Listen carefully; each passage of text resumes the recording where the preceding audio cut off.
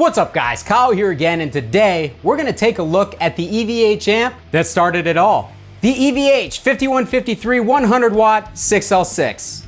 Let's do it!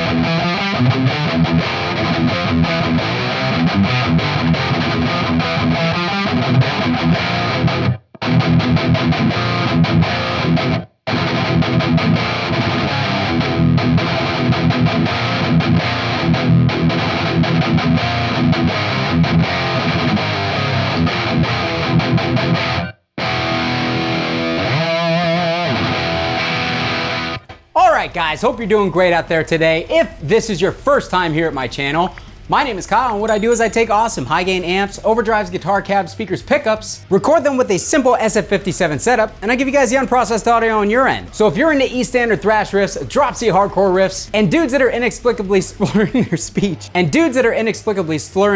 today,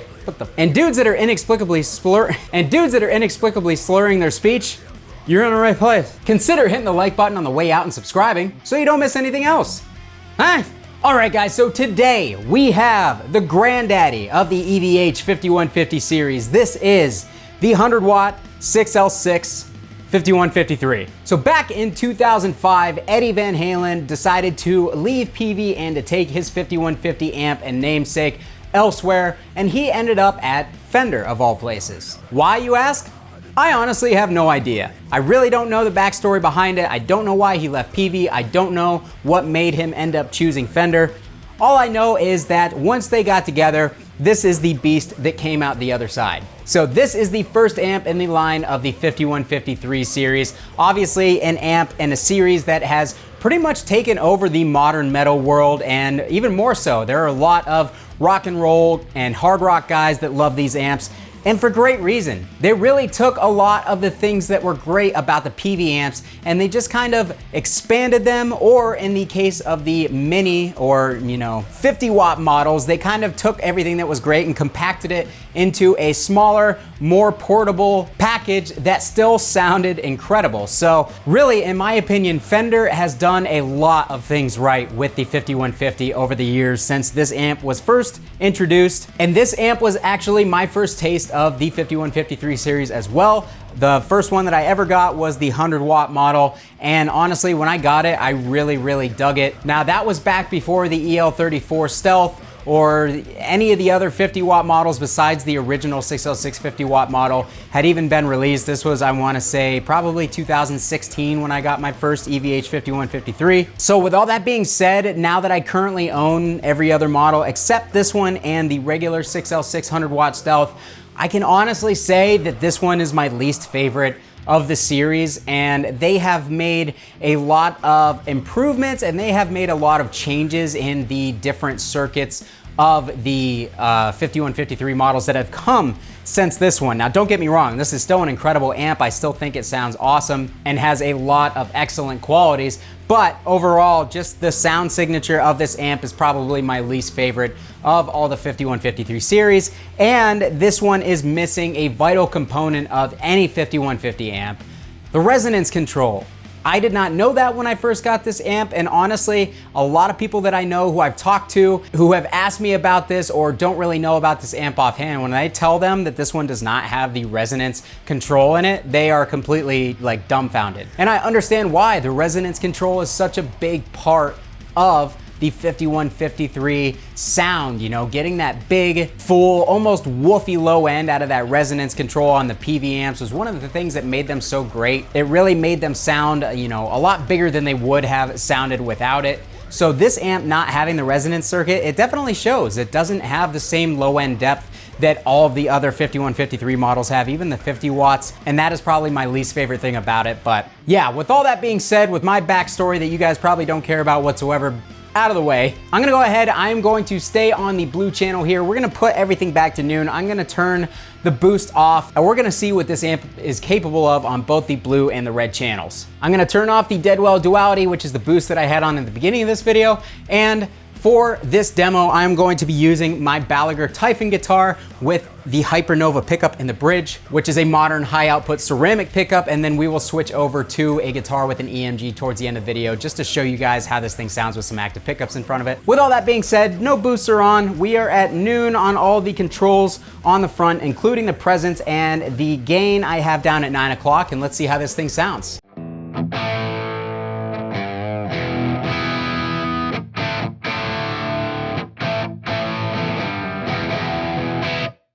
All right, so right off the bat, it is pretty low gain. The volume has come down quite a bit, so let's bump the volume up, and then let's get a little bit more mid and a little bit more high end on that.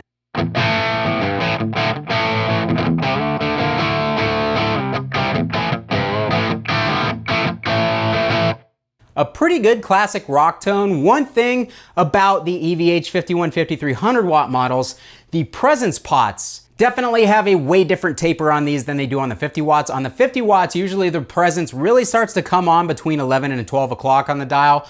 On the 100 watt models, it's more like the PV amps where it doesn't really come on until you get almost all the way over to, 9 or 3 o'clock on the dial. So let's go ahead and bump that up just to get some top end brightness out of the amp.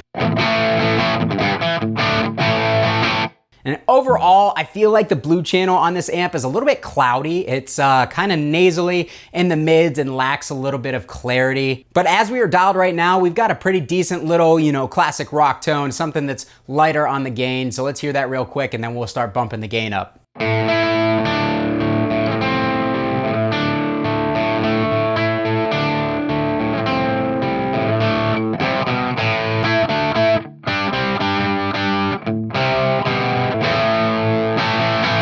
So yeah, overall kind of does that boxy Marshall mid type thing. Not as aggressive in the mids as a Marshall, but does a pretty similar type of classic rock low gain tone. So we're gonna go ahead, we're gonna push that gain right up to 11 o'clock.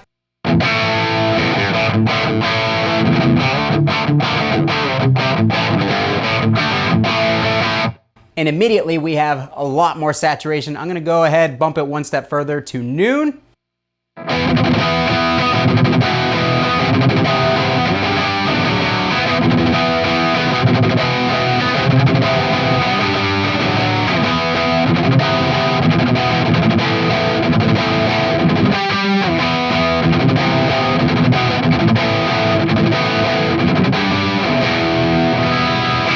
Not bad, does a cool kind of post-hardcore thing there, but it is just kind of lacking clarity. Like when we play chords, you're not gonna hear a lot of string clarity in this channel.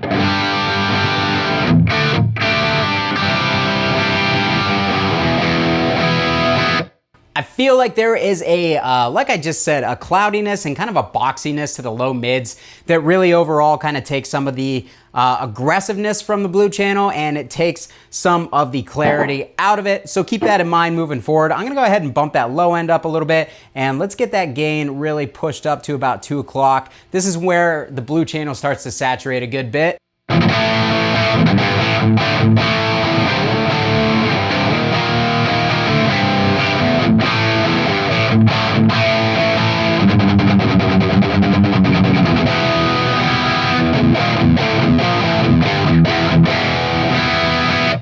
Again, those mids are really kind of what throws me off on that voicing. It doesn't sound bad by any means, but it does sound a little bloated, a little boxy. What happens if we pull those mids back quite a bit?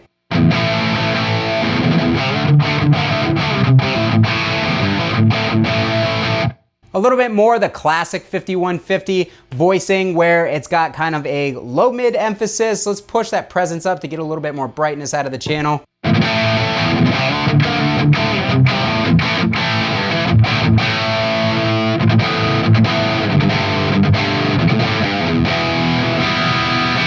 Dial the highs up to maybe get a little bit more clarity out of it.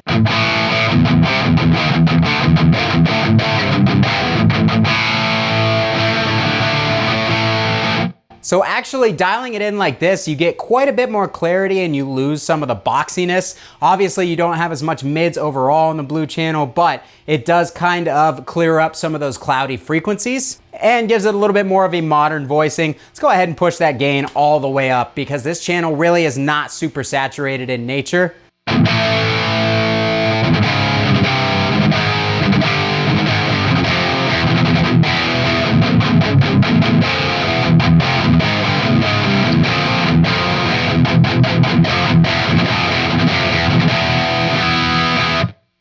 Like I said, more clarity, but let's get those mids back up to at least just under noon.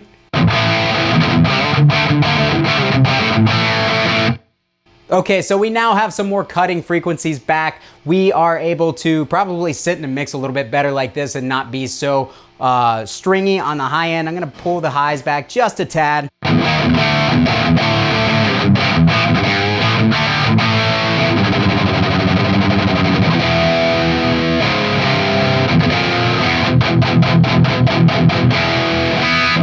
But overall, it's not a super saturated tone. So what I'm gonna do, I'm actually going to kick in an overdrive. We're gonna kick in the MXR M77 overdrive and see how that sounds with the gain maxed out on the blue channel.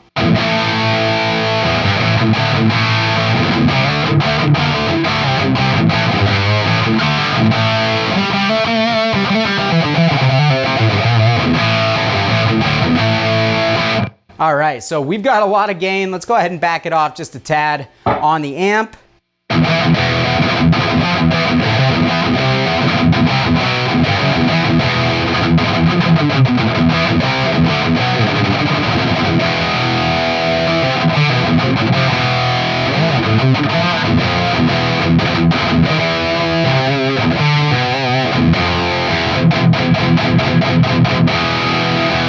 Decently aggressive here, but again, the round mids just kind of throw me off. I think that this channel is definitely better for lower gain, running the highs up a little bit higher to get some clarity out of it and just getting like a cool kind of crunchy classic rock tone. This used to be my favorite channel on this amp, but as I've gotten a little older, I really don't like that mid-range all that much, the cloudiness that's going on there. And I tend to find myself gravitating towards the red channel on this amp. With that being said, let's kick off the MXR. Let's try the Boss SD1 because the Boss SD1 really boosts those upper mids and tightens up the low end and gives us a much more aggressive tone.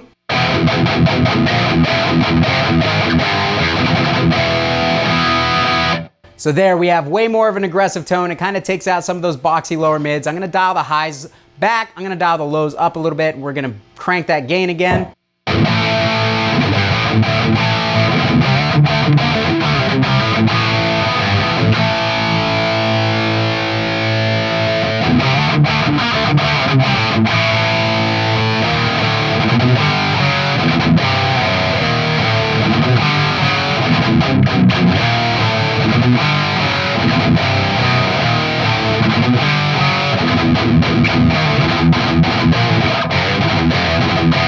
Okay guys, so one sample real quick with EMGs and then we'll move over to the red channel.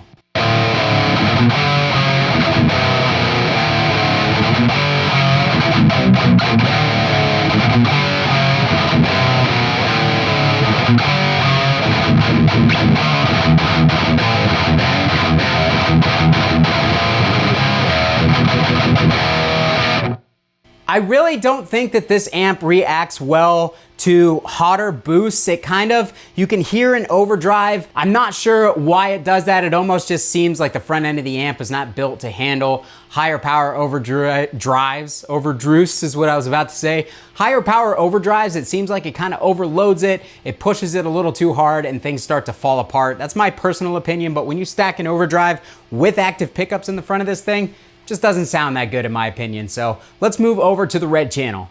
All right guys, so we are over to the red channel now. I am back on the Balaguer. We have everything set at noon and then the gain is down below 9 o'clock and that is because the gain on this red channel comes on super fast. So let's hear how it sounds as is with no boosts out in front. Very muffled on this channel as is. We're gonna go ahead and just boost that presence right away just to get that blanket off the speakers going. Immediately much better. Let's go ahead and bump that gain just a little bit. We're just gonna put it up to 9 o'clock. That's all.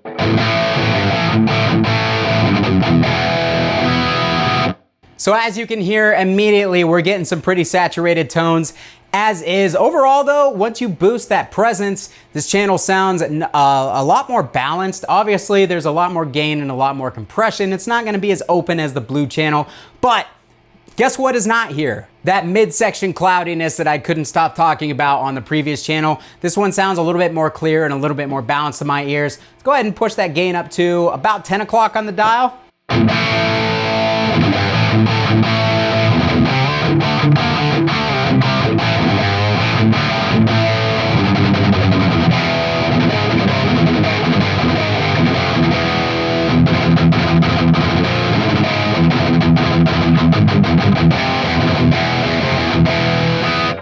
Awesome, sounds good to me that way, but we're gonna go ahead and boost each of these EQs just one notch up.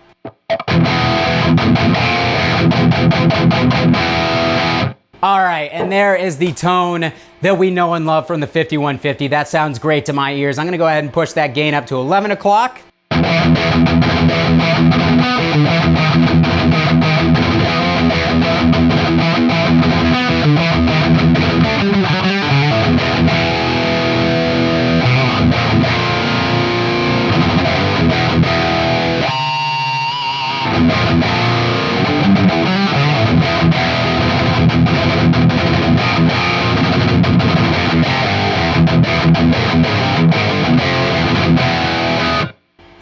All right, now we're sounding good. I am really liking how this sounds. Nice and tight and punchy. Really no need for a boost on this channel if you want to get away without using one. I do have to note though, I just remembered I did stick a 5751 in one of these spots in the red channel to just kind of tame the gain a little bit. So wherever I'm at the gain, on the gain knob here, just know that if you were to have a regular 12AX7 tube in the red channel of this amp, that the gain would come on a little bit quicker. So usually at this point we are like full on saturated, but because I have that slightly lower gain tube in it, gives us a little bit more range to work with. But let's go ahead and bump it up to 1 o'clock.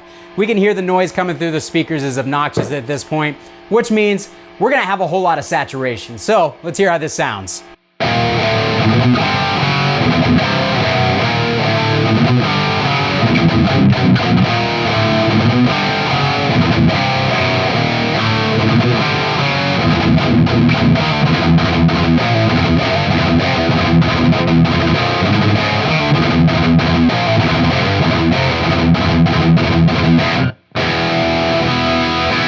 All right, so with that much gain, we're losing a little bit of our clarity, but things are sounding pretty brutal. I'm gonna go ahead and push that the mid back down to 4. I'm gonna get a little bit more high end on it.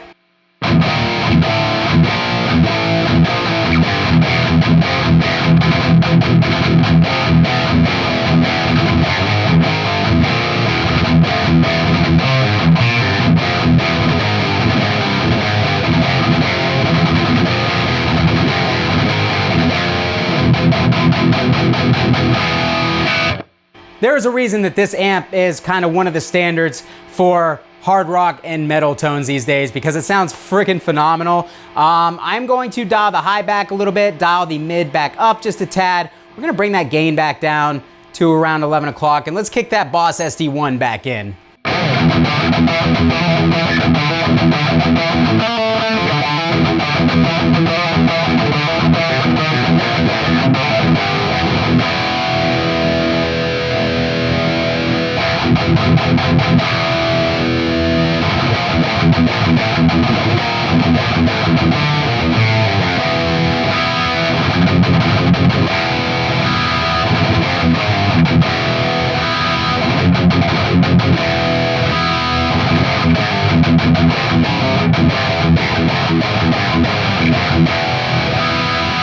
Real quick, let's do a drop tune riff. I'm now in D standard.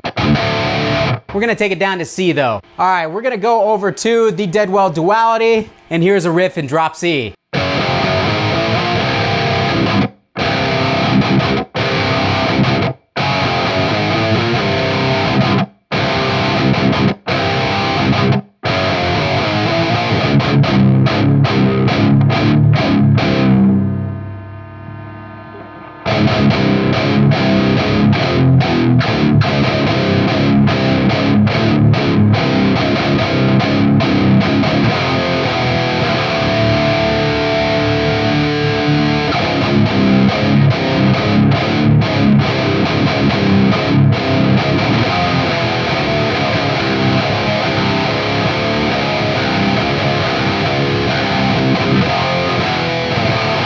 Real quick, same riff EMGs, we'll call it a day.